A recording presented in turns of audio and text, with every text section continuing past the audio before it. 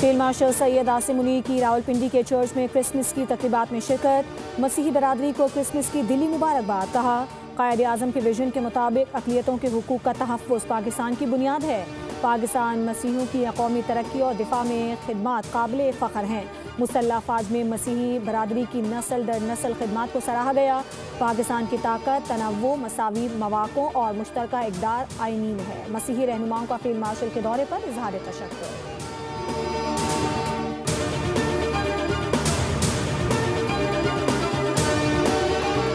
बाबा कौम कायद आज़म मोहम्मद अली जिन्ना का 149वां यौम पैदाइश अक़ीदत एहतराम और मिली जोश जज्बे से मनाया जा रहा है। दिन का आगाज़ नमाज फ़जर के बाद खुसूसी दुआओं से हुआ। वफाकी दारुल हुकूमत में 31 जबकि सूबाई दारुल हुकूमतों में 21 तोपों की सलामी दी गई। सदर आसिफ अली जरदारी, वज़ीर आज़म शहबाज शरीफ और मुसल्लह अफ़वाज का ख़िराज अक़ीदत। पैगामात में कहा कि कायद आज़म जमहूरियत, इंसाफ और बराबरी के अलंबरदार थे।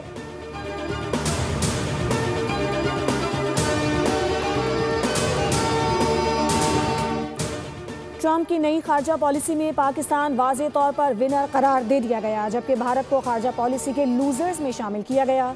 दुनिया का मोतबर तरीन जरीदा फॉरेन पॉलिसी भी पाकिस्तान की खारजा पॉलिसी का मोतरफ लिखा।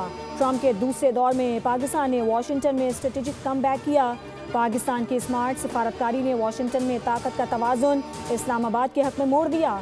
फील्ड मार्शल आसिम मुनीर की क़यादत को इस पेशरफ़ का मरकज़ी सुतून करार दिया गया। अमरीकी सदर ट्रंप और फील्ड मार्शल आसिम मुनीर के दरमियान क़ुर्बत ने पाक अमरीका ताल्लुकात को नई जहत दी। पाकिस्तान जहां आगे बढ़ा, वहीं भारत सिफारती दबाव का शिकार दिखाई दिया।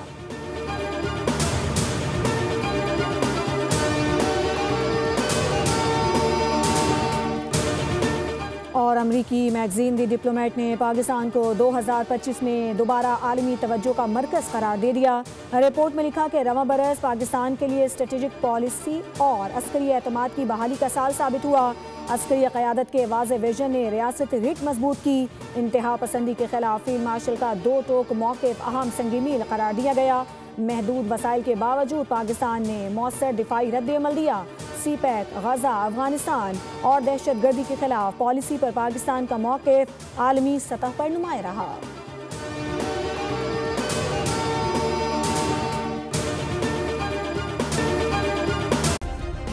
सब्सक्राइब करें और बेल दबाएं ताकि कोई खबर रह न जाए।